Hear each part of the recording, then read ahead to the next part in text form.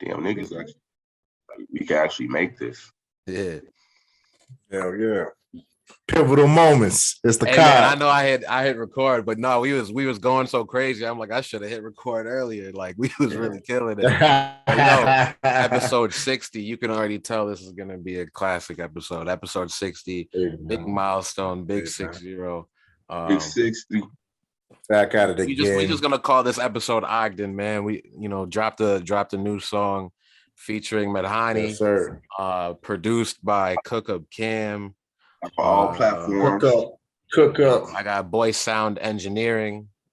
From the version that y'all heard today is mixed by me, but like Boy Sound, for the final crispy master for the album and the video, that's gonna be Boy Sound. So we got the people working.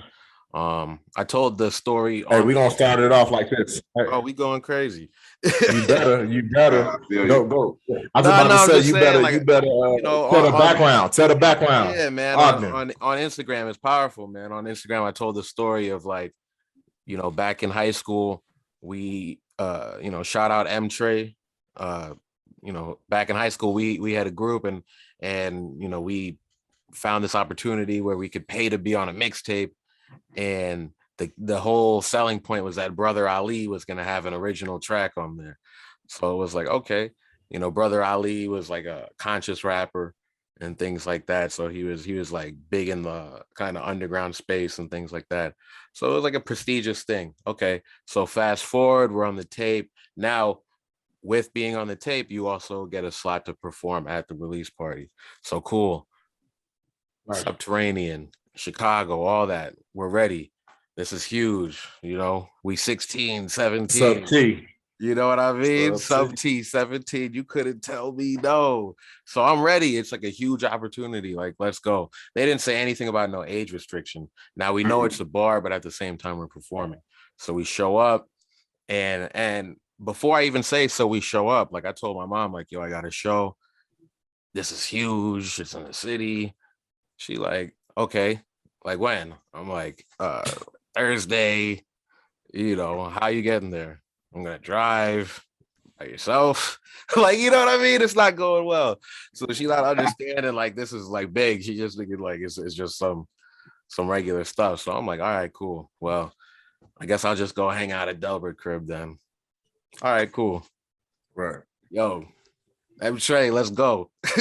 Hey. But, it was like I just got my license, so it was kind of like I'm still kind of hesitant to drive on the highway and whatnot. I already know how it is. That's how it is. From the burbs, they got this one street, Ogden Avenue. You can just drive up it to go straight to the city. So it feels like you're just driving on the suburb roads or whatever. So I'm like, all right, go straight into the city. Now it takes a whole grip of time. It takes way longer than the 40 minutes or whatever that's normal on the highway. So whatever, we chill, we get there. And now I'm in the city. We trying to get into the bar. 17. Hey, I'm performing. Sorry, I can't do anything, but I'm a performer. Nah, I'm sorry. I'm like, all right. I just did all that. Just snuck out. I can't turn back. What we gonna do? Be the end of the movie. I turn around the corner and we just like chilling in the alley for a minute. We looking around. We see some people like, taking their guitars out and picking up boxes. They got drums and stuff. So we just pick some up. I'm like, y'all need some help? They're like, yeah, come on. We just stand like kind of in the middle of them and like shuffle right past. We go right upstairs and then just chill. We're like, all right, bet. Now we in the green room. I'm sitting here like, yo, I'm 17 in the green room, subterranean, like in and shit. All right. We wait for our turn. We go on next. We rap. We kill it. We get off stage. It was like, all right, bet. Shit. And I think homie's dad actually showed up. And he was just like, yo, I'm proud of y'all. I don't know how y'all pulled it off, but y'all did that. Next time just tell somebody. But it was cool, man. So, that's what the song was about. But, I had that shit on like a drumless beat. And, the drumless wave is coming back now. Shout out Rock Marcy, shout out Griselda, Makami, all them, bro. So like, that wave is like real big now. And I've always been into that music with Nas and Wu-Tang and all that stuff. So it's kind of like, yo, let me wrap this story on here. And then It kind of you goes know, some crazy. people in the Discord actually was like, yo, I know you looking for features, and you know, reach out. You know, he gave me the alley oop to reach out to Madani, who's, you know, legendary underground. Maybe I say legendary too early, but at the same time, you know, he really making his name out there. He really solidified and really like making some waves. So it's, you know, it's an honor to really be on that track and, you know, kind of get that you know, co-sign and show respect or whatnot. And we got that video shot in New York, which was crazy. I mean, bro, the past few days we got to talk about it because we wasn't even here last week. So before I keep talking about myself, where y'all been? Because I definitely seen y'all like got the work in progress for the new NFTs, like with Freddie and them. Man, so yeah, I really just been, you know, shit. I end up hitting up some, you know, like NFT events. Like I went to NFT event in Chicago, Wicker Park. Dope ass space. Everything was like digital, like it was nothing physical there. Like everything NFT was presented on a digital sliding. It was like a sliding transitioning screen. Okay. And so it was actually it was like it was a women's show. A lot of women artists, you know, they were out there doing their thing. It was dope as fuck. So I was just I was gonna say shout out to all the women. Shout out to all the women. You know, so it was some dope ass like just primarily African American and African women art. The show was called Paradise. It was very beautiful. They have the pieces actually are up for auction.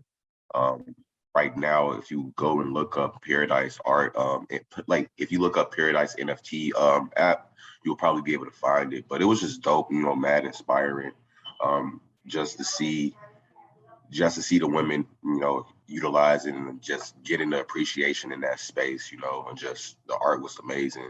And it was just like I say, it was inspiring for me just as a person that's working on NFT collection right now and just, you know, being able to network with those people and those different artists in those spaces. And so it was just, you know, my weekend was just really chill. Nothing crazy, but just, you know, mad inspiring, seeing some new art, meeting new artists and everything. Yeah. Got you motivated to go get back because we seen the work in progress. 2 of them. Yeah, like now it's like now. Hey, yeah, I saw it quick. I saw it quick, Gordo. Come on. I was on his heels. Yeah, we gotta talk about Fresh Catch, you know, get some you know. Yeah, no, it's in the work now. Shit, I feel like I got a better focus of what to do now. You feel me on what I want to accomplish with the project. But yeah, it's definitely a I'll just say we got an NFT project. I'm calling it STARS, which is an acronym for something. I ain't gonna drop the acronym yet, but just that's basically what it will be, the STARS NFT collection. Okay. Yeah, no doubt. Yeah, I'll give more at a later date when I'm can't give it all away. When everything kind of finalized and we get ready to hit the ball running. Yeah. Hey, you know, last week was crazy, man. My week was a whirlwind. I had some family stuff, but I was in Scottsdale. Then I came back for a couple of days to take care of some business, and I went to Chicago. But all in all, some good networking happened. I was able to connect with some entrepreneurs and some people who really got some amazing things going on right now, even with everything that's happening in Russia, right? Yeah. There's still a lot of business people looking to make things happen, man, to solidify a lot of supply chains and really just jump in the entrepreneur world, man. This is the day of the entrepreneur. You know what I mean? Whether it's social media or music or NFT. Yeah. Pandemic. You hear me? It's pandemic. So everybody's on something, man. So to be honest with you, I take the good with the bad. So it's kind of a blessing in disguise. You know what I'm saying? Mm-hmm. So it's man, rolling with the punches, bro. And we here. We got a lot of shit going on. You know, episode 60, my man dropped a new track. Yeah, it's going down. Yeah, we out here working, man. That's all it is. Putting that work, you know. Working, man. Like the COD TVs is rolling, and like honestly, like I'm real thankful. I'm real thankful because like I didn't really even plan a lot for this week. You know, like my cousin I'm working with him. Like y'all know, I'm managing him and whatnot. So you know, we really trying to get the ball rolling out here. We had a couple shows, building hype and whatnot. So you know, he tells me like his homie Kalobo. So you'll see some of that in the Kai TV episode 4. But he's an electronic DJ out of Baltimore, and he just went on tour with Beach House. Oh, and nice. Beach House, they are some electronic artists from Baltimore and whatnot. So he was opening for them and whatnot. And, you know, I don't know if I should really keep saying all this because I think the pictures got deleted, but, you know, Kanye was in the studio with Beach House. So it was kind of like, damn, son, that the degrees of separation. So he says, yo, let's go up to his show. Right. Last minute. I'm like, yo, I work a real job. I gotta call PTO and whatnot. It's like 2 days out. We just got a new project manager. I'm trying to be P's and Q's. Oh shit, you feel me? But good thing I never really take off. So I was like, they gotta know this is something serious. So Thursday, Friday, put in the request. I get it. Everyone says, all right, peace. Cool. Drive to New York. While I'm on the way there, the artist I just did the song with, I hit him up. I'm like, yo, I'm about to be in town. If you good to do the video. He was like, yeah, I'll pull up. Right. 2 hours later, we were shooting a video. I'm like, damn, I did not think this week I'd be shooting a video. You know what I mean? Let alone in the vicinity. Then we go see, homie's show later. You know what I mean? Walk past the line and all that. Some dope Afrofuturism, black electronic artist was in there. And shit, he about to go on a European tour. Madani, he about to go on a European tour. So it's just a lot of action around us that we're just absorbing. Like, yo, we didn't even know all this is going on. We're just moving how we're moving. And then from there, we got plugged in with some real people in the city who can, help us with the merch, help us with clothing, help us with studio time. Like it was a lot of love and whatnot. Hey, then shit, man, y'all know I love Bape, bro. Y'all know I love Bape, so I had it on. I saw the Bape bag, man. I was sitting there like, man, bro, I gotta. It was crazy. I had it on, G. And I walked into the Ape store, like the one they have in LA. I walked into that Ape store, and immediately everyone was just crazy. Like, I mean, of course, probably they just trying to sell me. They salespeople. I mean, that's what they do. They want commission. But at the same time, it was damn near respect. They were like calling out the pieces I was wearing. We was really chopping it up about the history and whatnot.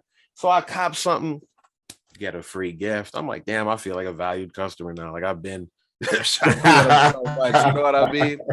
But nah, like outside of that, like we really like, stayed like an extra day, got to shoot more footage, just chopped it up with a few more people and whatnot.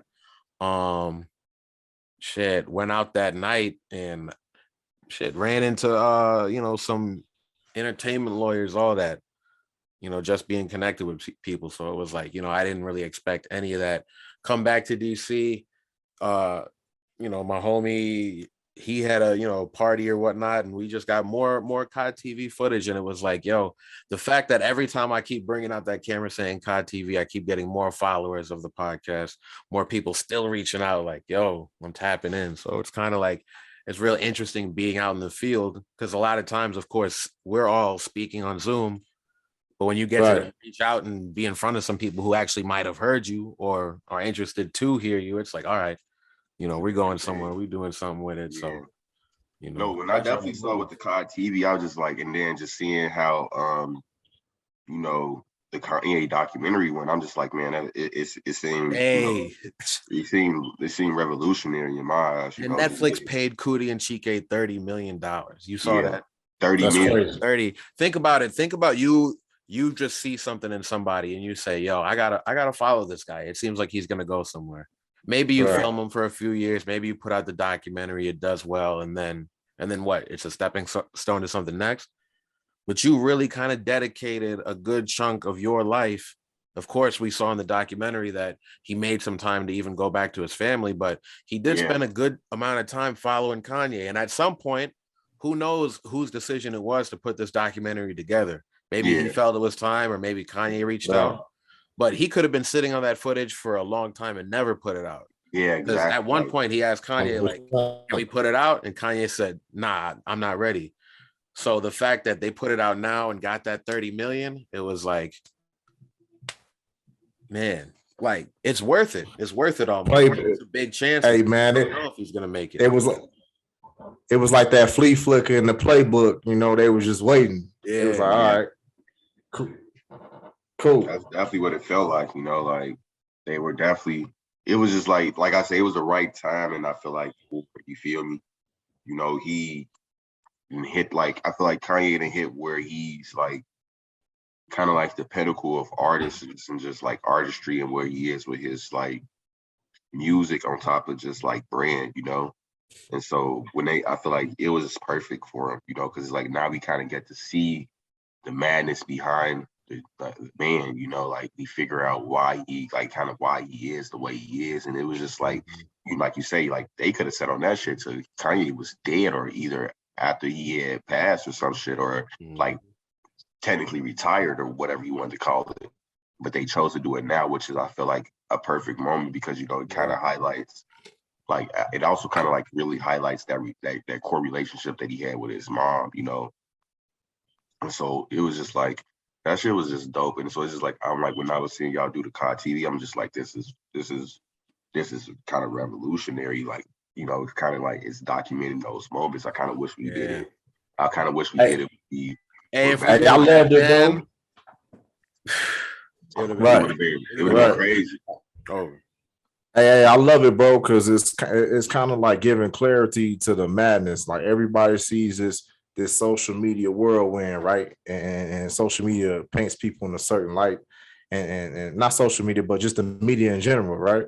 But you never know what somebody went through or somebody's thought process or who somebody is as a person. You know what I mean? Yeah. And I think that it was like I said, like Gordo said, it was the right time, boy.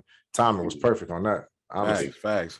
Because one thing Cootie said was he's not trying to make you miss the old Kanye or do whatever. He's trying to give you context. Yeah. So you kind of understand like the decisions behind things and I think that's where he accomplished. Because when I watch it, especially that third part's kind of hard to watch.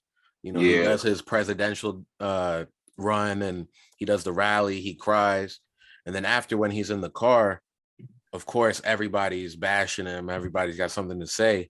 And you see him, they show him reading all these comments. I'm like, damn. So Kanye's literally searching his name on Twitter and reading everything.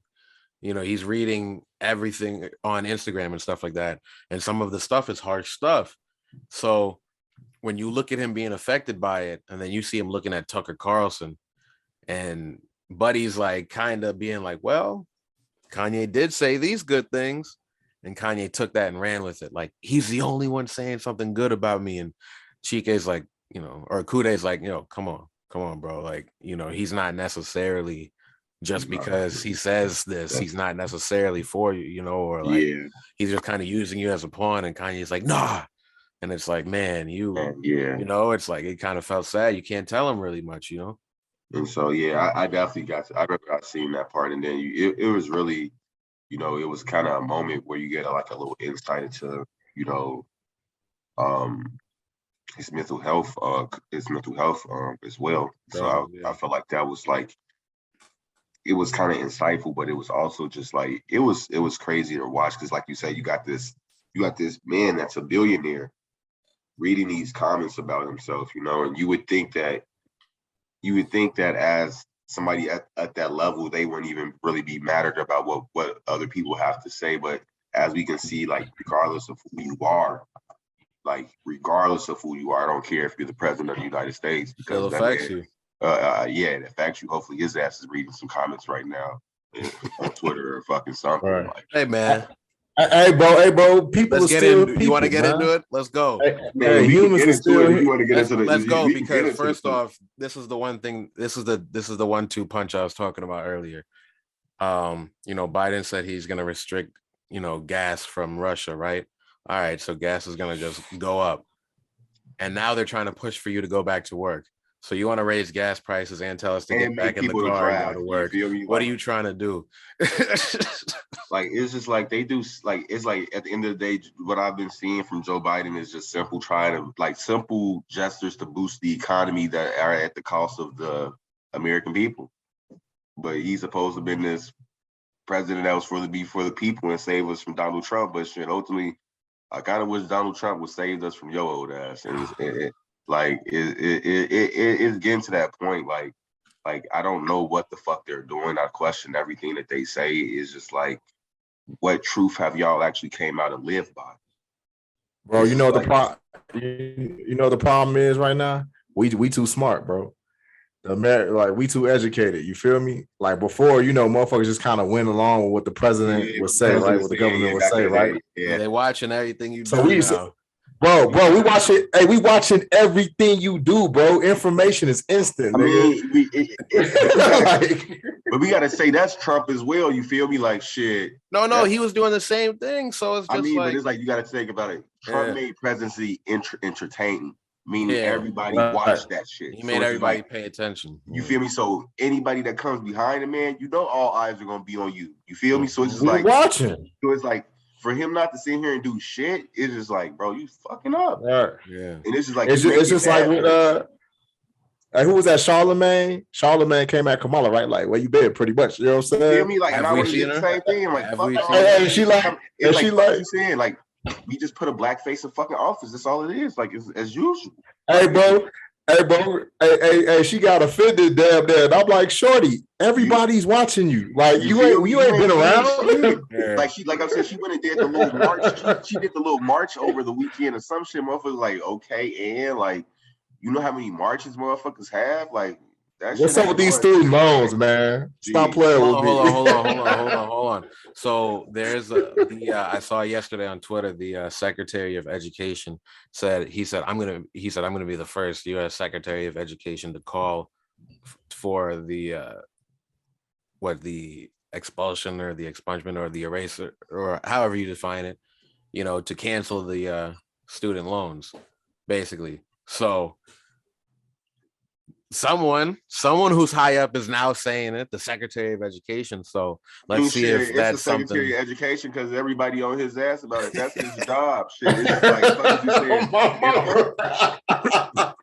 just like, he said, if the president, you the nigga that's in his cabinet that's supposed to deal with this shit. So you really next up to deal with this shit.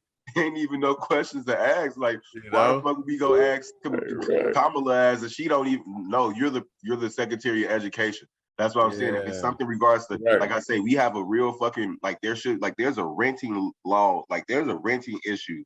The person that's supposed to be the Secretary of Housing and all that shit, why you ain't fucking handling this is a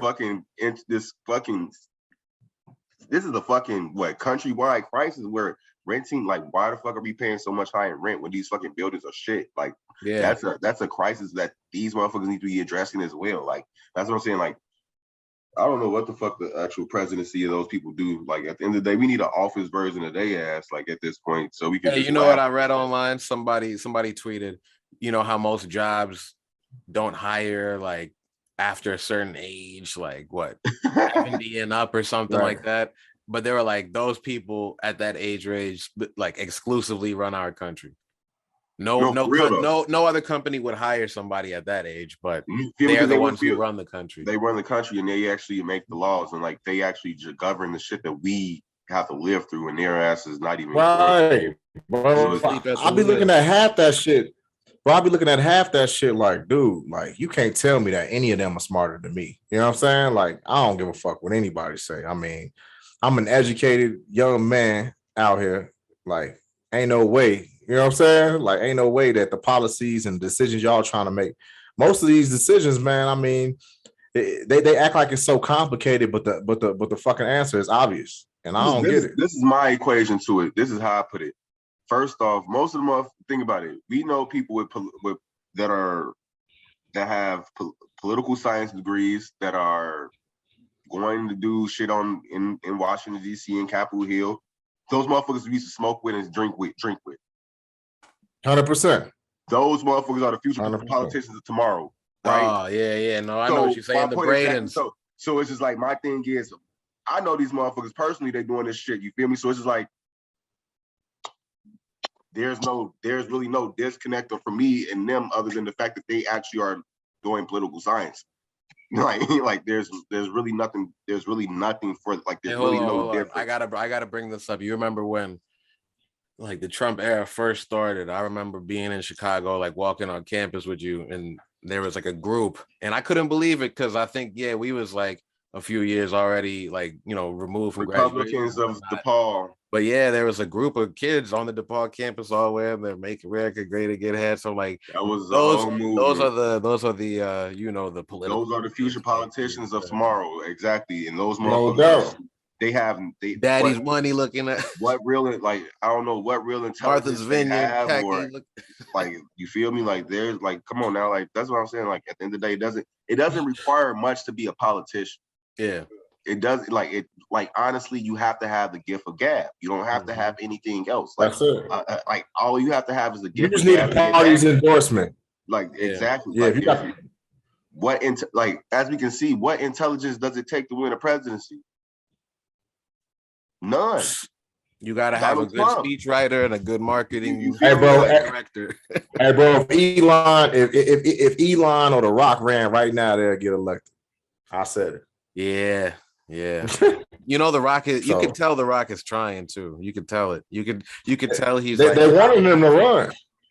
Bro, you can tell in the way he moves and what he comments on. Sometimes he be commenting, and I'm like, all right, so who cares what The Rock says? Like, you know, it's like that Dave Chappelle thing. Like, yeah, where's like, The Rock? You know, like, like where's Ja? Like, it's like, what the fuck The Rock on? Like, what he's supposed to do to get giving there statements and save about us Joe all? Rogan? Like, they thinking this about XYZ. I'm like, all right, you giving all these statements, but like, no, for real. Hey, man. Schwarzenegger could be the governor, The Rock could be the president. Hey, nah, I'm telling you, you can tell he's moving like he got a focus group around him, right? Like, they telling him, like, all right, this is gonna be the right time. Step up, be the right. Yeah. You're gonna wait till we at the lowest in America. When America hits rock bottom. Black Adam. Rock bottom. Rock bottom. You feel me? When America's at rock bottom, The Rock is gonna run. You might have just did the science there. The Rock. Rock bottom. He definitely did the mathematics, boy.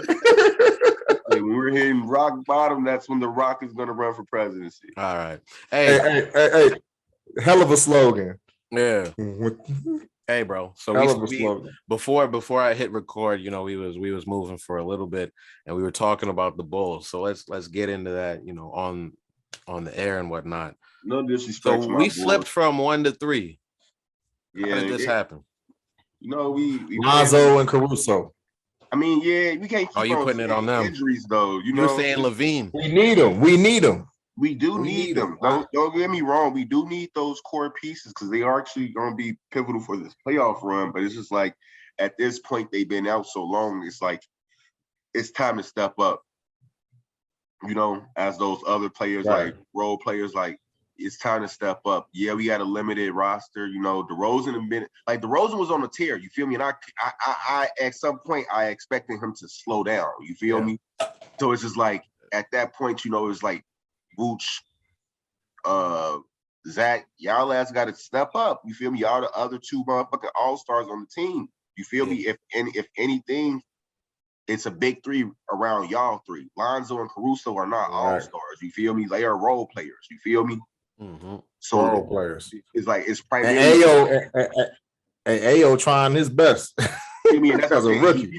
We expecting a lot from a rookie that's giving us a lot. You feel me? Like, he's giving us a lot. You feel me? Like, we can't keep on saying like, hey, like, they not doing what they doing, because Kobe White just scored 19 points. That's 19 points off the bench or whatever. I didn't even see the game because I was like, we gonna fucking lose. I didn't even fucking give a fuck about it because I was like, you know, I'm like, it's Joel Embiid, and I'm sitting here thinking like, damn, I'm finna. Like, he gonna score 30 points on us, get a double-double. This man has scored 43 on our ass. I'm like, damn, G, it's really pushing his MVP case. You feel me? Against a team like that's a top in the fucking league. You feel me? What you think about Tristan Thompson? His ass. I mean, he role player. You feel me? There ain't shit that I'm like, he don't bring anything to us other than the body for big men. But it's, as we can see, shit. Joel Embiid still scored 43 points. That shit is not acceptable shit. Like, as Chicago big men, y'all got to get down there and get gritty or some shit. You feel me? Or get some real defense. You feel me? Like, it's something, it's just like, y'all ain't got it. Not to say that they soft and shit, but it's just like y'all gotta. It's like when playoff come time, y'all gonna have to be banging with that with them motherfuckers down there, G. Because at the end of the day, like we don't have a real set center or a big man that can really put their body on the line. Because Vooch, we can't really put him down there to bang with motherfuckers. You feel me? Like we can't expect that from him. But it's just like we need somebody to do that because that's the way. That's gonna be the core for us to be able to take our guards and be able to win. Yeah. 100%. Hey, and B one scoring 40 on Noah. Feel me? Like he wasn't scoring. No one gonna go for that shit. I'm stressing that shit. No one gonna go for it. Joakim not going for that shit. He wasn't no scorer, but his ass had some defense. He was blocking some shit. I mean, shit. At one point, Noah was in the MVP running too. Shit, you got to feel about it. That man was on the tear when D Rose went out. You feel me? Went down. You feel me? He was one of those big men that was really kind of that that was the what I would say the prototype for Jokic, prototype for motherfuckers like Joel Embiid taking the ball up, shooting, and all that shit. You feel me? He didn't have the prettiest jump shot, but that shit, he shot the ball. You feel me? Hey, it's worse than we thought. The Bulls are actually at 4th right now. Damn, I mean, it went down. Somebody must have won. Bro. So it's the Heat, 76ers, Bucks, and then the Bulls, and then the Celtics. Hey, what's the next game? For the Bulls, let me look that up. Bulls schedule. Detroit Pistons tomorrow. All right, we can get a W. yeah, hopefully we can shit, we need we need what, you know what I'm saying? Give us a lifeline around, right? We had 600 average right now. So right. We still in the playoff running. That's good at least. Yeah, man. But I'm just hoping, man, like I said, man. Get some load management. Gordo 100% right, bro. Some shit, man. Yeah, somebody gotta step up, man, and man, run the ball, bro.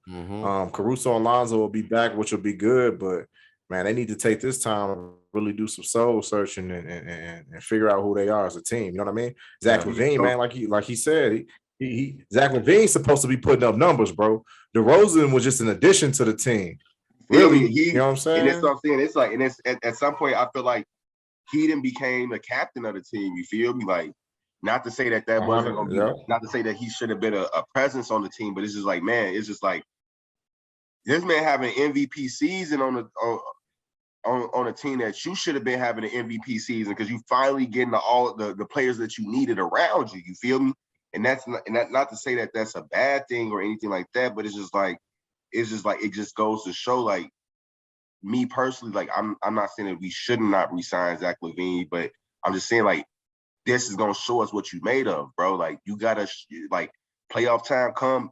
I don't want to see no 20-point games or no you barely touching 20 or you it's taking you to the fourth quarter to get going. Like, that's not gonna fly. You feel me? For a resign, you feel me? Like this supposed to be like, why the fuck is DeRozan having an MVP season? You should be having one. You feel me?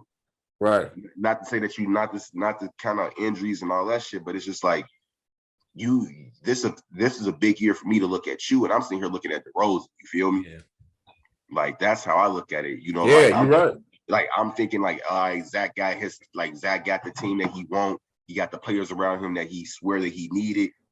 But now he took a break because DeRozan was doing most of the work. Yeah, exactly. You know, it seemed like you took your days off because DeRozan it seemed like it's the DeRozan team. You feel me now? Right. Yeah. So, you know what he's falling into, bro? He falling into that rut that I think Valentine. Remember him? I think Valentine fell into that same rut. That man was ass, boy. He ain't had no rut. Gee, that man was truly ass. Like, he was purely ass. Like, he's not even in the NBA. But they pumped him up. I mean, shit, he's purely ass. Like, that was the worst draft pick we could ever win. Like, that boy was pure. But they pumped him up like he was supposed to, take off.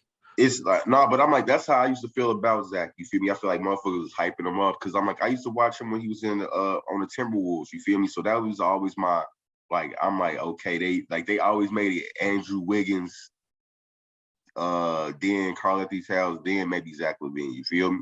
Yeah. Like, I always. It's like, right. Me personally, like, I didn't get on Zach LaVine's All-Star hype until maybe last year. You feel me? Mm-hmm. Like, like, me personally, I never felt that he was that superstar to build a franchise around. I just felt that he was, you know, a role player.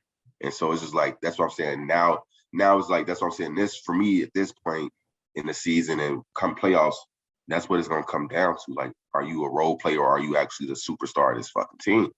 Yeah. Because if that's the case, we need to go out and trade. Right, Zach, right. Hey, Zach, if you listening, we need you to be Kobe, not Lamar Odom, man. Oh, I mean, shit, it ain't even about him playing like I mean, shit, Lamar Odom still play like a dog, though. Shit, Yeah. like, don't get me wrong. Like, that man play like a dog. It just seemed like It just seemed like it's just like, I don't know what it is with the boys. It just seem like they be motivated, then one moment they not motivated. You feel me? Like, and it's just like, at the end of the day, some of y'all gonna have to, it's like at some point, y'all really gonna have to start playing defense.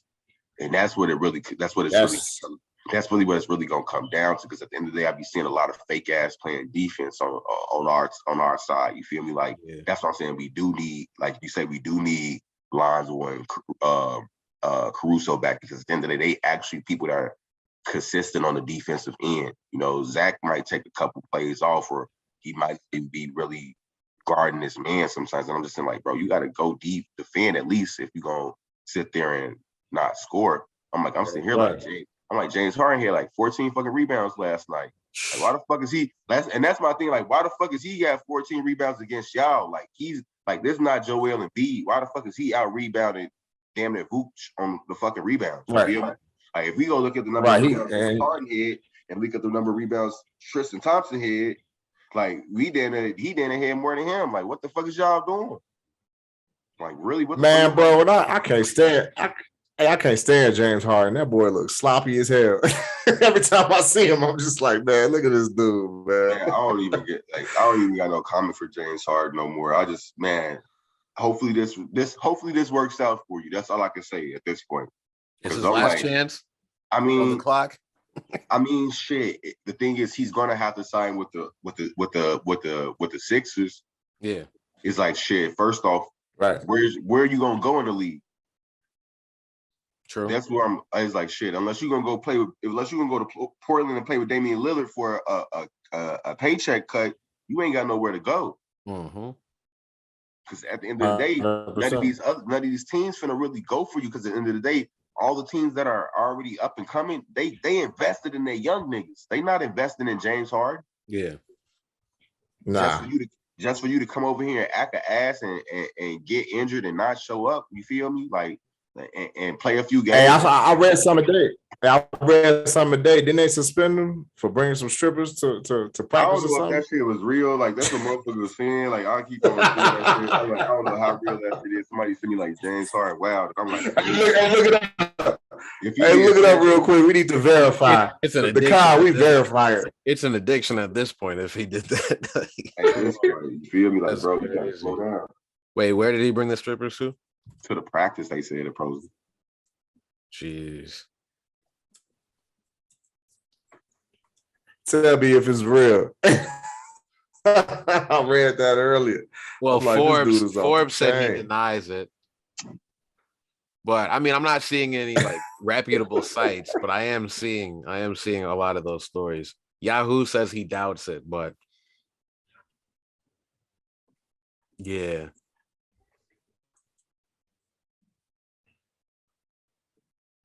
Yeah, I do see the stories. I just don't know if they're on the reputable. Yeah, I don't know if it's real. Like, I do see the stories though. That's wild, bro. People were sending it to me too, so I was sitting there like, man, I don't know about that one.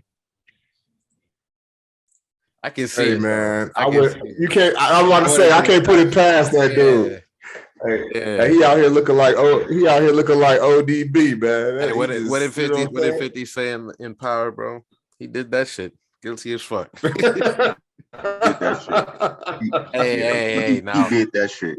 NFL, one of the biggest trades just went down. We thought, they said Russ was going to go to Chicago at one point. Yesterday when I was out, or no, the other weekend when I was out, people out in this area was talking about, Russ is going to come to the Commanders. I'm like, oh, okay. And Commander Russell Wilson ends up going to the Denver Broncos. So it was crazy. Hey, I'm out here 10 years as a Seattle Seahawk, and he on the Broncos. They say it's a time for The change. A regimen change. You feel me? Sierra's gonna be in Colorado, huh? Bro, they not. Hey. Cold. I'm a bro. Hey, shout out. No Atlanta, son. Shout out to shout out to Sierra. Shout out to Sierra. You know, I'm in the area. Hey, look, bro. They gave up 2 first rounders, 2 second rounders, Lock, and like 2 other players, bro. For Russell, bro. They gave up the house. They got locked in. They said we need Russell. All in. All money. Take it. All in. Take it. They said take it. Because you know what? This division over here is tough too. Because now that Russell's over here, you gotta think about it, bro. You got homie and my man who played for the Raiders. You got Mahomes in Kansas City. Yeah. I mean, it is tough, you know. So they picked up Russell, man. That's. Hey, look. I'm not a Broncos. I think it's AFC. AFC. Yeah. So I'm over here, right? Division. Yeah, AFC West. We ain't in that motherfucker, right? We in what? Nah. We NFC North. Yeah, I think that look. I wasn't never really like. I'll go watch the Broncos, but I ain't no Broncos fan. But man, I might grab a Russell Wilson Broncos jersey. Hey, you feel me? That's for the culture. You feel me? He might pull a Tom Brady shit. He might pull the Tom. He might have to go ahead and jump on shit. You know what I'm saying? Kai TV at the Broncos game. Shout out. Yes, sir. After party, Sierra. That's gonna be lit. She already in love, bro. You gonna have to shoot that shot. Hey, you're gonna have to show him around. Hey, Russell Wilson, you got to check in with Paul when you get to town. Hey, that's it. You got to check in with the man. Security, you know. That's it. Yeah, that was dope. It was unexpected shit, you know. Personally, I don't think that we didn't need Russell, but shit, if we got Russell, I wasn't complaining, you feel me? Like, but it's just like shit, we all Justin Fields, we all in on Shorty, you know, the development of him, you feel me? But that was definitely a blockbuster trade for the NFL. Crazy as fuck, the MLB ain't coming back. What you mean? Niggas What's the still update? They are still on they still striking. It's a lockout right now. Them motherfuckers not. I think they had a contract, a negotiation over the weekend, and they brought that shit to them. They was like, bro, we not taking this. So I don't know when the fuck baseball would have started this month, correctly? Yeah, it would be opening day. Opening game this like month technically, right? So it's like, that shit ain't happening no time soon. So I wonder how that's gonna affect the whole season. And if they actually gonna come to an agreement shit. I know Buddy that got that big ass contract kind of mad as fuck. You know, I think it was a dude that signed like the most what was it? He did like it was a big ass off-season contract dude signed for like maybe like 10, 13 years. So I'm like, I wonder how that should work out with this lockout when they ain't getting no checks. You feel me? They ain't playing shit. So I don't know how that's gonna work out for them. But it's like shit. Baseball, I feel like they definitely need to change in the game because I feel like they play so many games, long ass games all year round. You feel me? Like that's a wear on the body shit. Think about it. You start in March, really start in damn near February. You're not done until damn near October if you don't make the fucking World Series playoffs, you feel me? So it's just like shit. They definitely in there fighting for something. And they said I was reading some of the messages, right? I was reading some of the tweets. I was reading some of the stuff that players was posting, and what one player kind of described, right? And this isn't word for word, but he was saying like, for the future generations, this is for you. So what I think they're arguing for is better contracts for rookie players. Because it's hard to make it to the MLB. You know what I mean? You got a lot of competition, and most of the times you might be in the minors for years before you even get a chance in the majors, if you get a chance in the majors. So what they're protesting for is that they're saying that these owners are making billions of dollars. So they're saying that it needs to be guaranteed money in these beginning contracts. Like if somebody's first contract, it needs to be, if it's going to be $4 million, make it $4 million guaranteed. Not based on how much they play. You know what I'm saying? Because they rookies. Yeah, exactly. Yeah, and they not getting the game like that. Yeah, that's real. Right. That's Yeah. real. Because think about it, bro. You fought your whole life. You played baseball, fighting through injuries, Tommy John, surgery, whatever the fuck, you know what I'm saying, is going on. And then you go to the minors, you finally make it to the majors, bro. And then that first game, you get hit with a fastball or something, shatter them, you know what I mean? Yeah.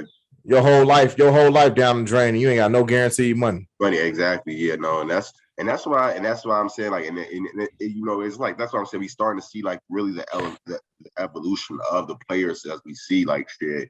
You know, motherfuckers getting big contracts in the 90s, but now it's just like, as we see in the 2000s and 2010s, motherfuckers getting that guaranteed money, or they're making where they had that option to go get that money that's guaranteed. Feel me? Right. And so it's like, shit, I salute the MLB players. You know, shit, they some of the, you know, they, like I say, me personally, I feel like they all year round working hard. You feel me? Like, what, 160 games or something like that, bro? Like that shit's ridiculous to my eyes. Long ass season.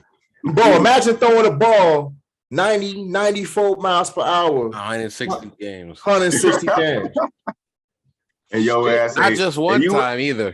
And you ain't even I walk down the street wrong I walk down the street wrong, my ankle hurt. You know what I'm saying?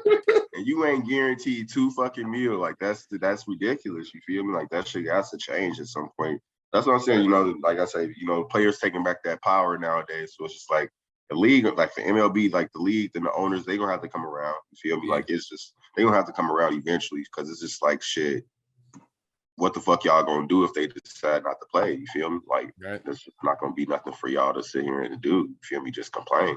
So it's like getting some minor league guys to break the strike. Yeah, exactly. That's what they're gonna probably fuck around and do. Like, let's bring in some minor league players, and everybody gonna like, no, the fuck, we're not watching that. Right. Hey, the replacements. You feel me? Basically. But shit, yeah. No, like I say, you know, me personally, I just feel like I say, when you get to that level, your body is an investment, and you got to invest in that. You feel me? And make sure that you taking care of that, and those contracts that you're getting are taking care of that shit. Because it's just like, shit, like you say, anything can happen out there on that field. You feel me? Anything, bro. And nothing's guaranteed out here, man. And so people invested their whole life, bro. Little league. You know what I'm saying? Think about that. You feel me? So I gotta get at least a guaranteed meal after something. Give me 2 meals. You know what I'm saying? Something. Shit.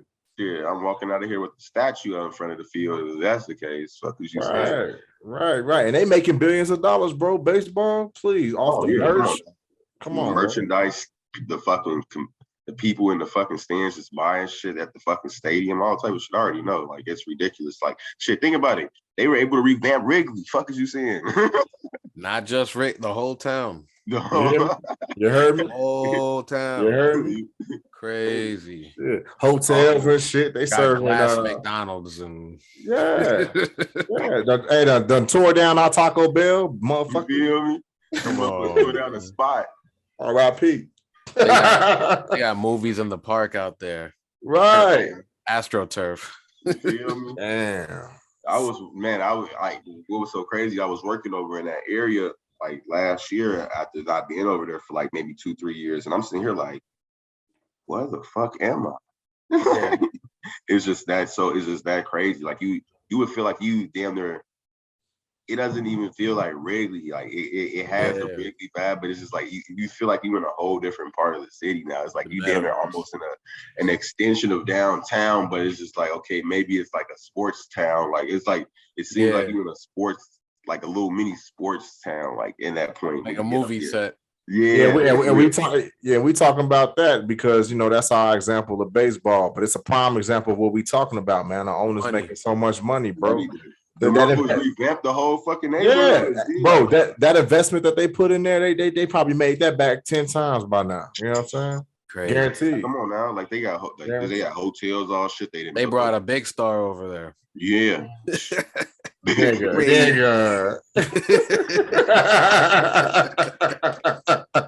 You feel me?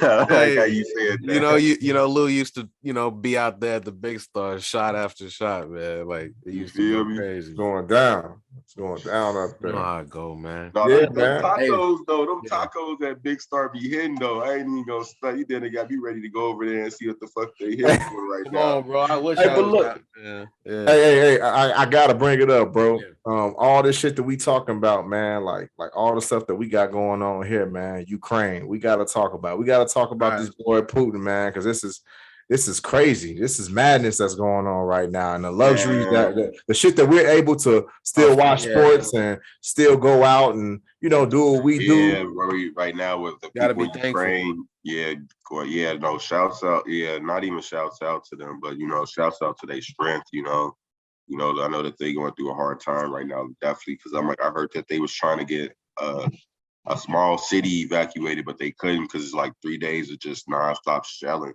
They was bombing them. Yeah, like that shit's like, And it's that's crazy because every few days I keep feeling like you hear things of, talks are gonna start again, or talks of a ceasefire, or these are negotiations for this, but every day it's some more. yeah, no, I don't, And it's it's just getting like, dangerous because I saw them like shoot at like a nuclear plant, so it was like, all Right. right, what do you think is gonna happen here? Yeah, bro, I think that it's past negotiations, bro. I think that that the EU and I think that NATO ass gonna have to really come through. they yeah, that's what I'm saying. They really not gonna go, man. Like this is unacceptable. You feel me? Like there's nothing to talk about. You got to evacuate the company. If you're not going to evacuate the company, they're gonna have to move them. Yeah, And I mean that's really what it is. What do you say to a dude like that? You know what I'm saying? But it's 100,000. like, I don't even, and yeah, they got it's protests in the city, so Right. And they got protests in Moscow. Yeah. like, yeah, they got, so- they even got rich billionaires putting motherfucking money on his head and shit like that. But I don't know if I that saw shit that. really gonna go down. But it's just like, man, like it shows like shit. We're really like power corrupts motherfuckers to the highest level that they just feel Yeah. like. But you gotta understand, like he's an authoritarian type of motherfucker. You feel me? Like he's always came off as that type of person. So it's just like we couldn't expect. It's like how many times it's like shit. We kind of live in a day and age where it's like we make fun of that motherfucker. You feel me? But he kind of probably was on his Kanye dinner on the internet. Like, yeah, these motherfuckers study talking that shit. Somebody ain't gonna do shit. You feel me? And he probably was like, I'm finna do this shit. You feel me? And that's how he just, some motherfuckers just stand behind the shit that they do. You feel me? So he just like, if I'm gonna go to war, I'm gonna go to war. You feel me? I'm all in. Like I ain't finna, not bullshit it. You feel me? So it's just like I don't know what type of, what he's sitting around with his thought, but it's just like at the point the world doesn't need a fucking war. So it's just like you really just put yourself and your people in a really bad position. I don't know What's the end game, bro? There's no that's what I'm end saying. game. We don't know what it's like. Ultimately, I don't know what you're trying to gain. Is it more land? Like that's what I'm trying to like, People are sitting there talking about how there are certain ports that might an be extension of profitable. border. Yeah, that's what I'm saying. An extension of border. Like I'm like, but even with that, it's just like, how much profit can you gain? Like it's just like, it's like this is like really how much profit stands to make if you do topple the whole place. You're gonna that's what I'm saying. Like if you're gonna destroy it all, you know how long the rebuild is gonna cost. Like bro, he's at the point where nobody wants to do business with him. So even if he takes Ukraine, bro, he's gonna be cut off from any trade, any supply with the Western. That's the part that everybody's saying that they're gonna cut them off, and I'm just like, how does that really work out for them? In the sense it don't benefit them. Yeah, I'm like, that don't benefit them at all. But then it's just like, if we cut them off, like how does that really benefit us as well? You feel me? Like, yeah, we stand in solidarity with motherfuckers, but shit, I think it's a lot of shit that coming from over there that we actually kind of need that really helps our economy as well. That makes it make it less harder for us. You feel me? So it's just like I say, like he really tweaking with this just movement. You feel me? With whatever the fuck he doing, like I don't get it, because at the end of the day, like ultimately we all lose. You feel me? Like regardless of man's actions, like we all lose. Like we all gonna suffer in the long run. Ukraine the most, you feel me? But it's just like, I don't know, like as people or as humans or like people in these political positions, you gotta ultimately like it's like y'all got to start thinking about the people on the ground, you know. And Yeah. that's where I really feel like This Ukraine is really failed their people, because it's like y'all can't sit here and go to war with motherfuckers, and y'all can't protect motherfucking cities. Like y'all letting them people roll in that bitch and take y'all shit. You feel me? Like, to me, this is kind of why I kind of feel it. You know, the concept of war is wild, right? Because it's like, yo, I'm mad at this, or I want this, or you know, we gonna duke it out. You know, think of like just a fist fight on like a larger scale.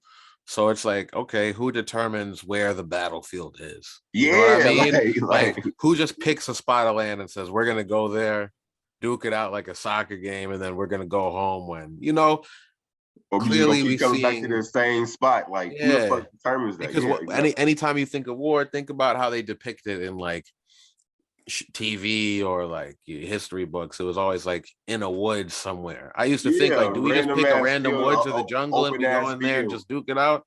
Like, You know, this or ain't do the we night. just go to the desert? But This ain't the now 1980s clearly no more. we're Like, seeing like, you know, war, you know, I mean, not we're seeing, because we've seen that in the Middle East also. So this is not new, but it's always something that's mind boggling to me. That's like, it's yeah, modern of course, warfare. war is war. It's not like it's in an isolated area like they show you on TV. This is bombs raining down on real buildings. This You know, is, you know, trucks coming into real cities. Real Right. civilians are at risk, at attack. You know, no real and then, you know, of course, that we're in the age of social media, right? So we're getting, this is probably the first time in our lives where, well, not the, well, I would say the first time that we're getting these live documentations. updates, like super up to date. Because I feel like with most of the wars that at least maybe we've grown up through in Middle East and stuff, you might have seen videos on the news, or you might have seen Yeah, something on YouTube like years later. But all these videos we're seeing of Ukraine, there's damn near live streams that you can click on and just see the stuff right now. Like you can just tap into it.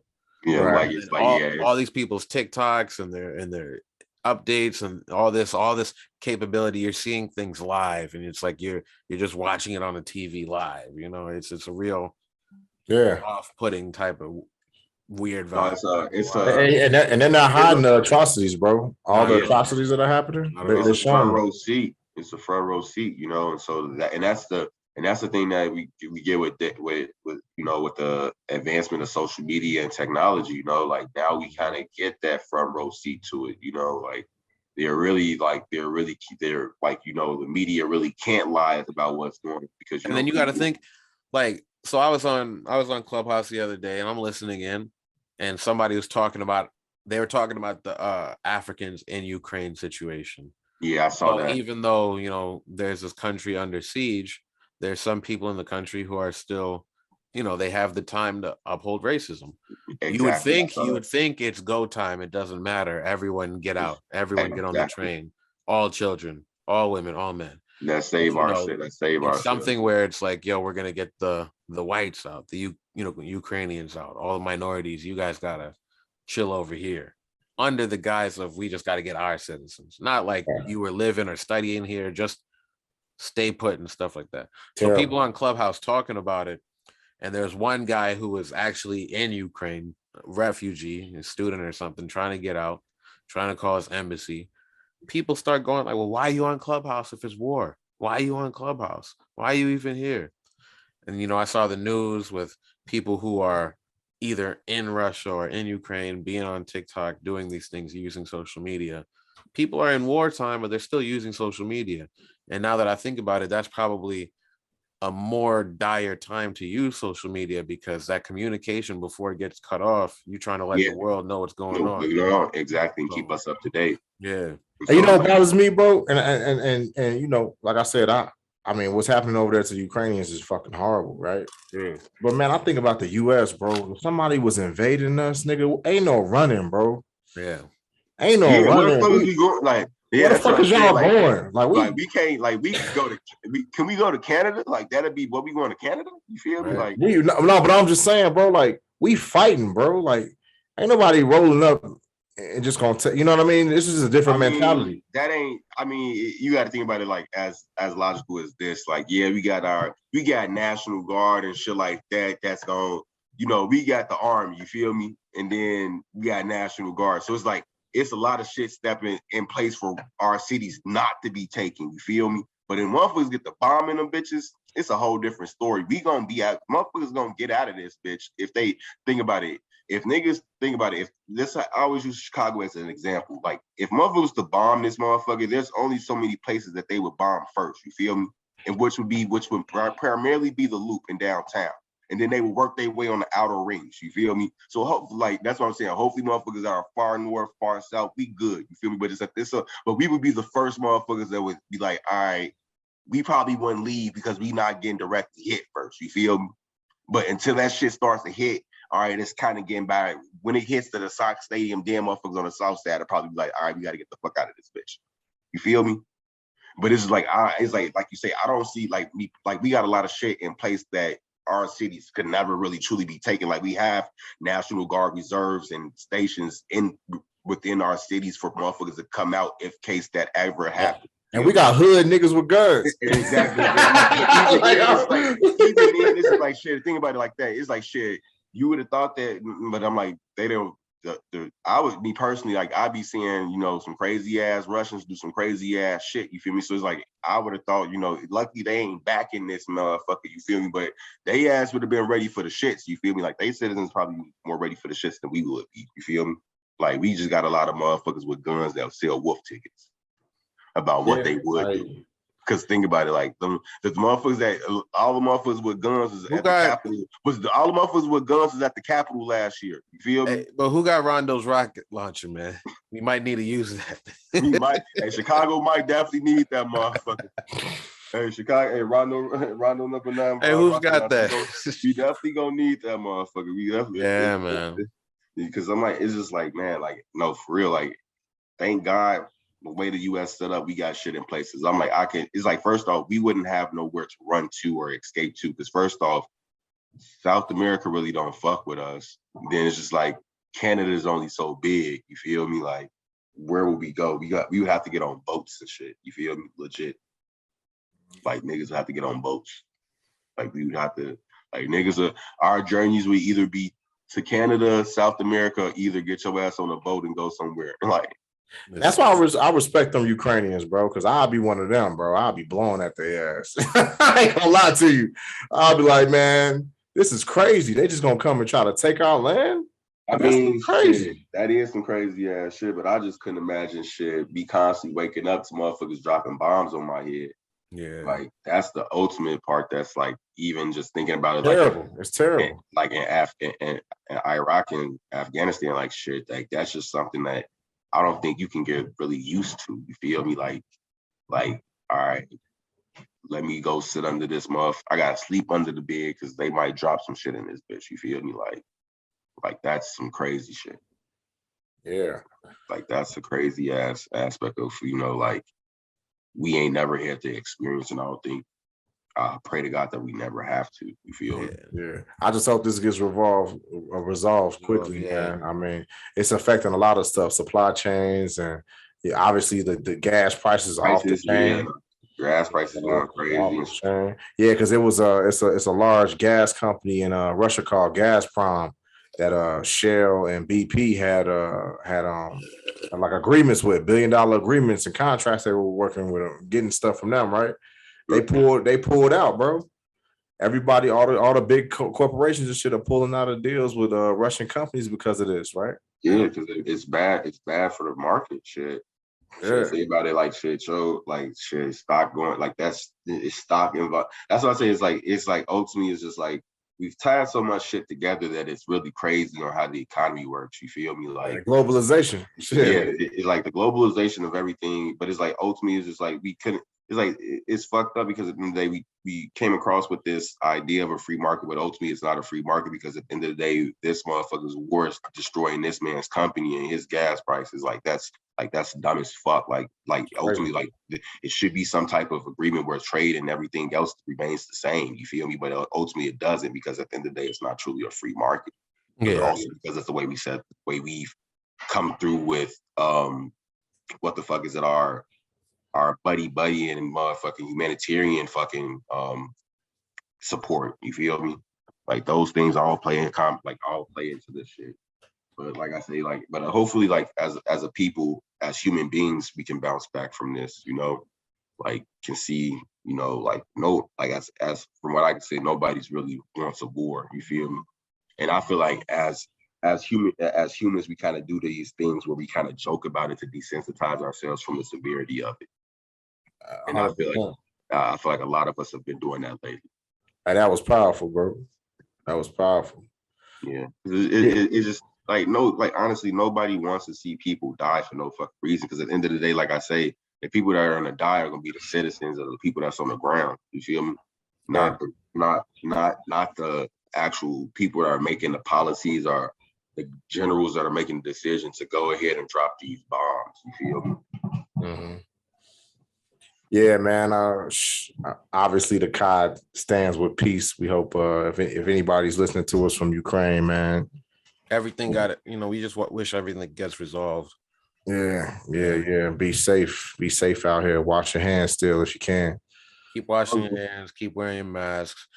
And before we end, because I really do not want to end on this note, man. We spoke about power episodes. Last season, last episode, we spoke about a whole lot of TV shows, but we did not speak about Bel-Air. And one thing that I did not realize is that my cable provider, and I think a lot of people's cable providers, if you do have NBC, I don't think you need to pay for Peacock to watch Bel-Air. I think you can kind of go on your cable provider and look, and I think you're able to watch almost a free version of Peacock on demand type yeah shit. So I'm about to tap in because my people's done watched every episode, told me about it. So I don't know if any of you saw it. I know Paul has. We got it. I've been watching it. I've been watching it because I've been too tapped in on the Kanye joint. I recently just started the HB because I'm I just got done with Euphoria. Yeah, so that's that ended, and so that fucked my head up with that season finale. So I really just got off of that. But I'm I just started. I'm on Tommy Power Force joint. What we thinking about it, man? Because I do see a lot of people who are it's divisive, right? There's a few people who say it's good. Of course, we like it because it's showing Chicago, and they just rolled past the BM old job place. So I'm they showing the city, yeah. So it's really. I fuck with it. It's it's a lot of you gotta build this. You gotta build this spinoff. People don't like introductions. They want to just get right. That's what I'm saying. They don't want to. It's it's the same with Power. With the first season of Power, we had to build this world that they were within. You feel me? So it's we gotta. It's the things they have. We have to kind of get a dynamic of what the city is. You feel me? And so I feel that's what they're doing with this first season. They're kind of building a foundation of who all the players are in the Chicago drug scene and what it could possibly be. And we get a glimpse into each of those people until we actually dive into what the fuck makes them tick and what is going to be the make or break points for them. It's you gotta build up the character to have some type of investment in them. You feel me? You just can't be I fucking love her. Why? So it's just we got it. It's what's the history? What's the history behind it? So I feel that's the part that people are kind of they on the edge with okay, we kind of building up the same story. They did the same shit with Ghost. You feel me? So it's just we got to allow Force to do the same thing. So it's just me personally, I'm enjoying it. I'm every episode's intriguing. You get to see Tommy. You get to see more dynamic sides of Tommy. You get to build the story up, and then like I say, it's decent enough action for me every episode. You feel me? I don't killing it. Yeah, so it's they definitely keep it. And Jeremiah's in there. Yeah. Yeah. I didn't realize him for the recognize him for the first few Hey, me either. Episodes. Literally, when Buddy Ass was dying, I'm literally when Buddy Ass was dying, I'm bro, looks so much like Jeremiah. I'm right. I damn near ain't recognize it. Look like Jeremiah. I damn near ain't recognize it until 50 posted it. You know what I'm saying? Hell no. I swear to God. That's it. I ain't gonna lie. I didn't know it was I literally didn't know that was Jeremiah to that episode. Hey, Gordo, if you ain't jumping to it, you gotta jump on the Bel-Air, bro. I I'm love gonna that jump shit. on it. I love that shit. I just been It's seeing so like many mixed what I'm reviews. hearing, bro. It's like an alternate reality. It's got to be. Everyone's damn near the opposite of themselves. Hold on. No. Bel Air is what Fresh Prince was supposed to be. It's just that Fresh Prince was a little bit more. They tried to put like a little bit more comedy in it and make it a little bit more like family friendly. Bel Air is imagine because think about what Will Smith's story is, right? He got into it with a hood dude from Philly. You know what I'm saying? That had to leave the city, bro. Like that's not like in Chicago. If you get into it with somebody so bad, or you get into it with somebody who's so heavy in the streets that you gotta leave the city, like it's for real. Like they own you. You know what I'm saying? Like they trying to whack you. So it's kind of like I like how they did it. You know what I mean? Because it really tells the truth, bro. Yeah, I'm not gonna give away anything, but no, me either. Because I want Will to catch up, right? But you definitely got to catch up on it, bro, because it's real. I'm gonna check it out tonight since you got me. Since you bro, I gotta. The last episode I ain't watched. I ain't watched the last episode. It come out on Thursdays. I ain't watched the last. I'm gonna watch that tonight. So. Okay. And look, man, I know this might be corny to a few people, but when I tapped in, I kind of got hooked, and it's funny as hell. But I know All American is coming back, and that shit is like low key comedy, bro. Like that shit is on the CW, and I'd be like, why am I watching this shit? But it's hilarious because like, hey Diggs, bro, like the way he be acting, it seems like he's in on the joke. I don't know if he smokes before the scenes, but Tay Diggs just be having this look like he don't look ever serious. He could be like, son, why did you drive drunk? He looks like he's about to just start laughing. I'll be like, fam, I can't. But that shit. I feel like that. It's like are you seeing Tay Diggs on like social media though? I've seen a few things. I'd be like why he acting like this? He's funny as hell. So I'm like, I can see him like acting like really he's trying to keep himself together from exactly. I'd be he's like, damn, they really think I'm doing this shit seriously. Let me I'd be like, fam, they gotta shoot this scene over again. Like everyone else seems to be acting serious as hell, and he'd be like looking like he about to die, like laughing. I'm like, yo, I can't. Like, does anyone else see this? How's this on TV? Like, this supposed to be a serious, like, serious scene right now. Hey, the mom just died. This nigga smiling. Exactly. Right.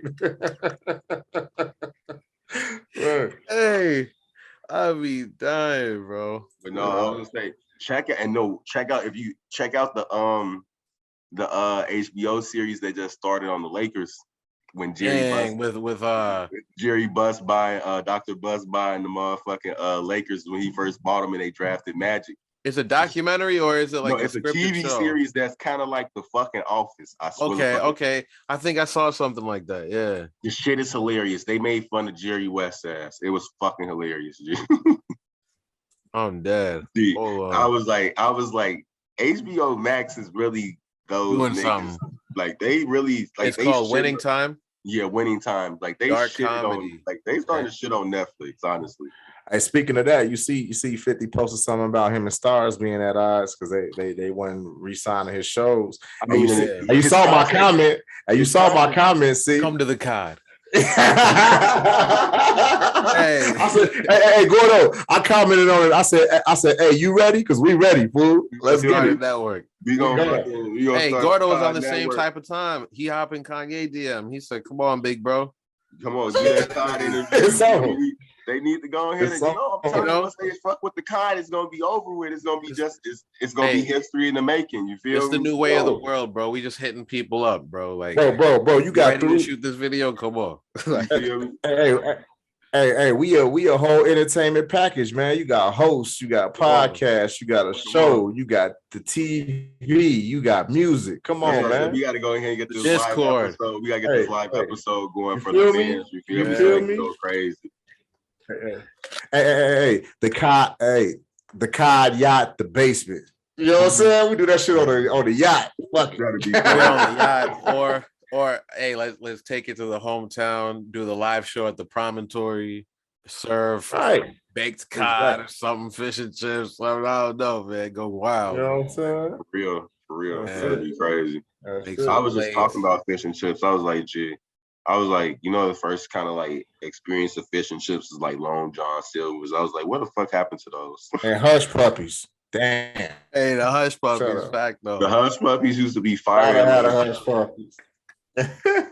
Yeah, Oh Yeah, we brought no. the Long John Silver's, man. Yeah, it's like Long John's on 79th was my first one, right there on the way to Forest City. Come Why on, would oh, you the man. go baby there one, when you On can the go the to edge. baby, Sharks? the one that was combined with the motherfucking with the KFC. Wow, That's the right. combination That was Long right John there Right by my there. Silver. crib. That's right there where I used to live at, right there on 79th, right there by Winchester. That shit used to be right there on baby. Like, Yeah, that's the I used to one, bro. I used to stay, Hey, boy. I used to have to sneak in that motherfucker. That used to be hey. where the ops was at. Gee, I used to be like, damn, I want to go get some chicken. Shit, Yeah. let me go get some Long John. He put his hood up to go get I'm, chicken. boy, I swear to God, boy, I'm bringing two motherfuckers with me, just He one said, to "Can I get watch a me while I 2-piece?" order and one to watch the door. You feel me? One hand on his one hand on the wallet. Hey, we on the bus. Hey, we on the bus deep as hell. Got to go through all type of neighborhoods to get to You Forest feel me, City. I'm boy? like, I'm jumping off this I can bitch. Give already me some imagine for Long John. y'all shit. Cause I'm like, you getting off at the red line, you ran right through shit. Right. I used to be debating on that shit. I'm boy, because it was a chicken spot right down the street. So I'm like, that was the, we go to that one, we safe because it's in the area, you feel me? It's in the hood. But I'm like, the one that was that KFC Long John Silver's, come on, y'all, we gotta go. Boy, grandma wants some chicken. When those situations happen, it's always a wild concept to grasp when those type of situations happen. Like when a restaurant or like when something becomes too dangerous to go to, like, but it'd be like down the street or something. It'd be like, yo, let's go to the Taco Bell. Ain't going over there, G. You feel me? No, G, like, no, for real, like, bro, it's a real thing. That's why they tore down that McDonald's, the original McDonald's in Wrigley. You remember, like, there was a couple people who I know who got wrecked over there. Yeah, they was rumbling in that. They stayed rumbling in that motherfucker. I remember that one night we was over there before that situation happened. I remember I'm like, yeah, motherfuckers too rowdy over here. I was telling, I either told this to you or Mike B or Cam. And I'm sitting there like, yeah, we gonna have to fuck around and send it up. I'm like, and these real drunk motherfuckers, so I'm finna just be laying their ass the fuck out. I'm just like, just make sure. I'm like, just don't get in the way because I'm just gonna be swinging because it's a big ass crowd. Hey, you could make a show about that type of shit, man. Just like the do's and don'ts of the inner city when you really know the inner city. You know what I'm saying? Like look. When Gordo lives uptown, right? Like, you don't want to go to that Sonic over there, man. Yeah, no, I used to be scared because I'm like, gee, Carson used to stay, bro. Let's go to Sonic. Bro, you know that shit down there dangerous as fuck, bro. At night, bro, we not even walking. I'm like, bro, I don't even walk over there during the day because it'd be so many niggas outside, bro. You be acting like it ain't, bro. I'm like, you're the nigga that ran on the motherfucker that was getting jumped, so I would never run with you. I would never walk with you to a place. Hey, hold on. Can I give y'all a story of improvement real quick? Because we rocking right now. So back in the 2012 days, the what was it, the Halstead crib? Yeah, the Halstead crib. When I was there was a couple rumblings at the parties. Woo! And something happened, and a couple of the roommates hopped in, and my room didn't have a lock on it, and I kind of just felt like, you know what, there's a lot of people in the crib, let me make sure no one goes in my room. This fight looks like it's crazy, these people are huge, it's fists everywhere, it's bottles, and I slinked into my room and I closed the door. Nah. In the morning, people was like, "See, where were you, G? You didn't even hop in, and you my roommate." And I had to tell him, I was like, "Bro, it was a lot going on. I felt like you had it, and like there was other people in there." And he was like, "Well, at least you real, right?" But now look, this is progress because the other day, I'm out, with the homies, we celebrating for their birthday. We got bottles and everything. I guess somebody was downstairs and just turned around, danced, and hit somebody. A fight broke out. My cousin trying to back them up or something like that. Security yoked them out. I'm already outside. I'm chilling. I see a fight break out and I'm laughing. I'm like, oh, yo, who is that? I look down and I see the feet shuffling and I'm like, are those some Jordans? And I'm like, wait, those my cousins. Hold on. I didn't even hesitate. I had to run over, I had to, squat, knock some people out the way and whatnot. Okay. But I thought about it. I was like, I hopped into action this time. There was a time when I didn't help the homies and it felt bad. So, we improving out here. Let me tell you something, bro. No, trust me. When I was growing up in the hood, it's been a lot of fights that I was just like, man, I'd be sitting around like, damn, if I really like, I don't even feel like fighting today. You feel me? Yeah, it'd be the worst because you didn't start the fight. Like, I didn't do that. Right. But now I gotta hop in. I'm gonna tell you something. Yeah. Hey, we ain't never like, bro, like if it was on, it was on, right? But it was this one time, bro, and I ain't gonna say which projects we was in, right? But we went to a party, right? This girl I used to know, a house party in the Jets. So we go in and the party popping, plenty of females, everything. And then, but then, as the party's going on, more people filtering in. So now some dudes, like 8 of them came in, right? So they all kicking it and shit. And I don't know what happened. My cousin said something, right? And dudes get the wolfing, they get the talking and shit. I'm like, man, we in the projects, man. These boys are from here. Like, man, let's go on here and slide, right? And I was never one to run. I was never run. Hey, listen. I was never one to run. But we got outside, bro. And these dudes came out, and we turn around. We like, what up? You know what I'm saying? Whatever. Bro, dudes start coming out from this side. I'm seeing motherfuckers. We in the Jets, right? We in the Jets. Dudes start, hey, motherfuckers start coming out like roaches, bro. What? First thing, don't never get into motherfuckers in their own neighborhood. Them niggas got a hell no. They got people coming out from every crevice, every alley, back way. Niggas have a universal call. A universal call. Bro, they was like roaches, bro. I turned and told my cousin, I said, bro, we outnumbered, nigga. We ain't finna win this, bro. Like, we gone. We hit it. You know what I'm saying? I was like, bro, we ain't finna win this. I've seen it with my own eyes. I know exactly what you're talking about, G. This should be crazy. Like, it'd be like you be sitting there like, all right, it's an even number, so we good. It's 5-on-5 or like some shit. Like, you feel me? Like, we cool, bro. You feel me? Next thing you hear, bro, even if it's 2-on-3, like them good odds. You got a whole crowd now. You like, what the fuck? Like, you have no other option but to run. Bro, it's like, hold on, or get a riot ass whooping. It was like 30 of them motherfuckers. We was about to catch all type of feet. I was like, hell no. I said, we got to go. Ain't no winning this, bro. No, I feel you. No, that's G, it wasn't no winning that one. And at first I thought I was gonna feel bad, right? Like it's a pride thing. Like, damn, like, man, I ain't want to run for the fight. But then I'm like, man, nigga, don't be stupid out here. You know what I'm saying? You got to weigh the risk. You do. Be like, I was like, bro, it wasn't no way we would survive. So how y'all out of the situation then? Bro, we just got up out of there. We shook feet, bro. We ran as fast as we could. Nigga jumped in his whip and skirted off. Got to. Quick. I wasn't even mad at it. I was happy ain't when nobody shooting at us. You know what I'm saying? No, you gotta be smart. You gotta be smart, man. Yeah. And I was a teenager. I was about 17 when that happened. Yeah. Come on, man. I'll never forget that, boy. I'll never forget that, bro. Yeah. Ever. They was coming out like roaches. Come on, man. You ever seen Lord of the Rings when they was going through the tunnel and them motherfuckers was coming out? You know what I'm talking about? They was coming out the roof and shit. Oh. Wow. It was like that. Yeah. I was like, oh no. Yeah. But that's how it was growing up. That's right. Back in the day. On Ogden Ave, Niggas are already good for the jumping and the brawls, you feel me? Like, niggas on crazy. We know, man. They don't know about cheesies. Yeah, that was a thing back in the day. Hell yeah. Niggas rather have Mans was out there like a Marvel movie, man.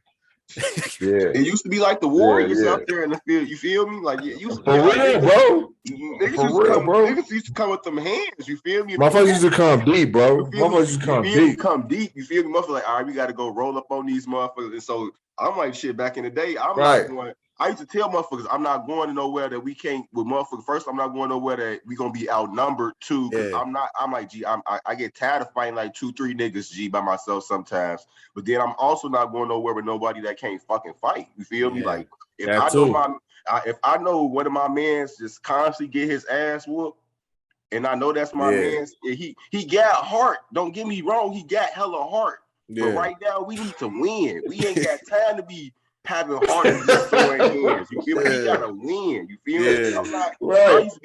I need to know a motherfucker got my I need to know a motherfucker got my back, bro. I'm not gonna get hit in the back of the head. You know what I'm saying? I used to be at the crib watching damn near cartoons or some shit. Motherfuckers, boy, we finna go fight on Saturday night, boy. They'll show up. Boy, who coming? He said, "You ready or what?" Who coming? You saying? Because I'm not sure. I'm not finna be the only one out there with the real hands. Fuck is you saying? He said, "I gotta know we got a squad." You feel me? I'm making sure I'm coming with the whole. Gee, we coming like motherfucking. No Zach Levines. Yu Hawkins show, No boy. doubt. I'm coming. The squad got it there to be elite. Fuck is you saying? We got elite. You gotta have at least 5 hitters and then 5 pawn niggas. You feel me? Or some shit. Cause I'm like, boy, I can't be out here getting jumped by 2, 3, 4 niggas because y'all can't fucking fight. You feel me?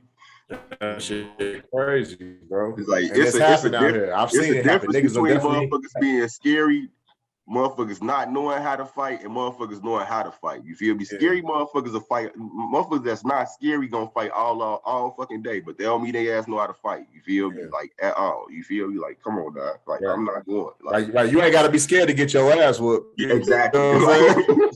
So I'm like, hey, Gordo talking like he walking in with the Vegeta, the green piece. Boy, come on. I know what type you are. Man, my motherfucking scanner used to be 6,000. My scanner definitely used to be going off like, damn, bro, damn, they're really crunching motherfuckers, boy. Y'all, who gonna take him, boy? He done out my side, bro. Boy, I got them bitches, but I know he gonna punch me. Fuck is you saying? Boy, where's big folks at, boy? Where's he at, boy? Don't get big homie, boy. Fuck is y'all saying? He can't take his ass out ourselves. Boy, we need 3 more motherfuckers for him, boy. I'm not going. Fuck is you saying? That man. Hold on. You telling me? Hold on. You telling me that you 2 motherfuckers done got into it with them 2 motherfuckers, but you call me? What you doing, bro? But no, it used to be. I ain't gonna lie. It used to be this one dude. G, I ain't even gonna stunt. That man used to be like, I don't know what grade that man was, G, but we was like in like freshman elementary, like, but he was like breaking niggas' jaws, G, like niggas would be fighting him and he just be breaking their jaws. So motherfuckers would be like, we gotta jump him. And I'll be like, bro, I'm not jumping that man, bro. Like, hey, they had a round table meeting. They said, we've got to ain't no one-on-ones. Ain't no one-on-ones. It'd be like, bro, first off, it'd be like, ain't no one-on-ones with him or with them in general. You feel me? Because we not even going for that because we know motherfuckers gonna try to jump us. But it's just like, with him, it's just like, you can't even jump him, G, because at the end you gotta have the right motherfuckers to jump him, G. Like I say, I'm not even. It's like that man then was like equivalent to Thanos when we was children. You feel me? Like I'm not going in on him unless I got then all the Avengers with me today. Fucking you saying? His power level was that man then got the Infinity Fist. Fucking you saying? Like, because I swear to God, I used to be right, power up, nigga. Because it's so, G, like, as children, your ass got so much adrenaline and anger that you could run off of. I'm like, bro, even then, we not beating his ass, G. Like, that man was damn near like 20, damn near. He damn near had the body of a 30-year-old man. We was and we were elementary kids, G. Like it was like I say, I seen him break a man's jaw at the park, like a motherfucker in my grade level. Like, I was like motherfuckers, like that man ran past us and we was like, what's wrong? Buddy just punched bro at the court. Yeah. I'm like, what? Y'all ain't send it up. We tried to. Boy, he broke shit, folks. Motherfuckers just started. Motherfuckers had no option. He come around. I'll be quiet. You feel no way. I'll be talking again. I mean, eventually, hey, man, what's so crazy? Eventually, he died, which is so crazy. You know, motherfuckers eventually. Which is so crazy. I found out he passed. Motherfuckers shot and killed him.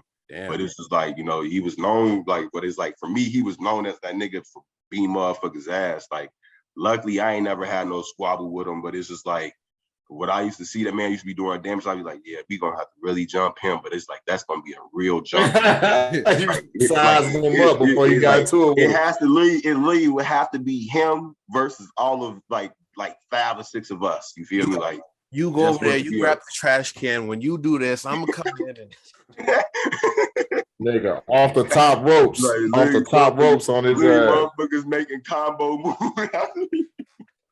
Right. I'm gonna hit his ass with a knee, nigga. You feel me? I'm gonna come in with man. the uppercut, bro. You hit him with the left, bro. You come with the motherfucking basketball, bunk his ass or some shit like that. It literally have to be some shit like that. But now that's how it used to be on the streets, man. You feel me? Like that's how I used to be. Hey, bring it back.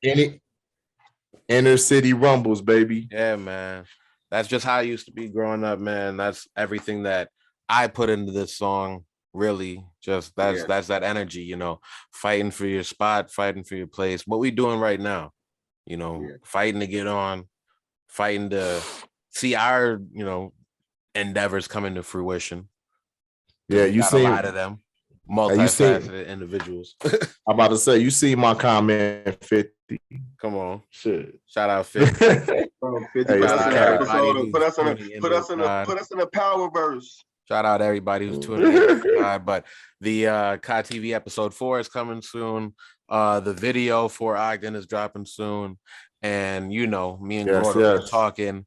And of course, I spoke about my perspective driving into the city on Ogden. We got to get Gordon on the remix to have his perspective of being in the city and just what that shit holds. Oh no, I definitely drove down Ogden before, which is so crazy. Exactly. I'm pretty like I've taken it. It's so crazy. When I was trying to go to the suburbs, I took Ogden. Exactly. And so it's just like when I came, because like I used to be. When I first got my driver's license, I said, fuck it, I'm gonna get on the E-way. But then I was like, all right, this shit down there too much for me. So I'm like, you gotta get on and drive fast. So I used to be like, fuck it, I'll drive way. I'll take the E-way there, take the streets, and then I'd be like, fuck it. And eventually I was like, fuck it, I'm on the E-way. But then I'm like, I used to be driving literally, I used to take Ogden sometimes from the city and back to the city. So it used to be back and forth. So it's just like I definitely know exactly that experience, you know, just being on that road, you feel me? So we gotta we gotta get Gordon on there and shit, bro. That's gonna be the first time they really hear you on the mic in a minute, though. Yeah. So they definitely send that through. But we playing the version that's out at the end of this episode, for sure. Ogden out on every streaming platform right now. Shout out Cook Up Cam. Shout out Madani. Shout out Cam. Cook up. Hey, it's the Kai, baby. Episode 60. Episode 60. And it's Cook Up Cam.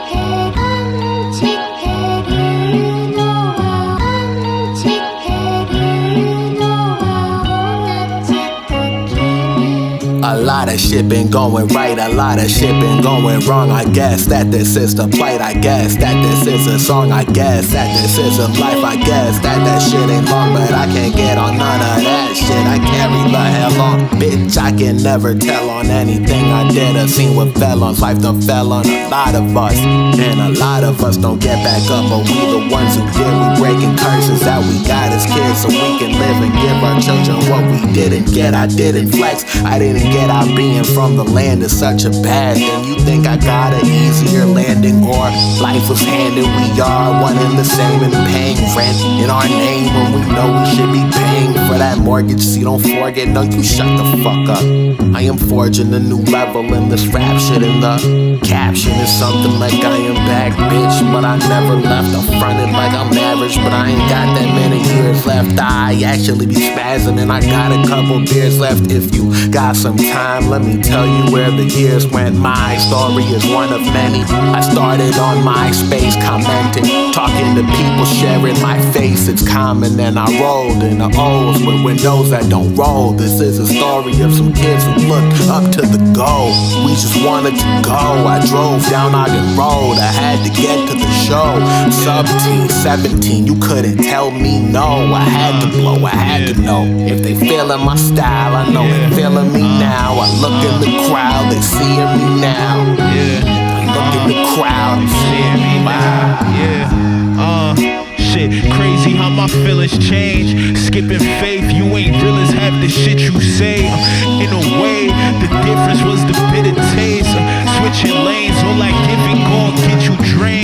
Never hide my face, early morning wide awake. They concealing hate, sour smells all in my face. I ignite the flame, throw a minders on my chain. Decorate my frame, ink stained skin. Reverence in every picture I painted. Referencing lessons that taught me patience. In the crib watching life pass.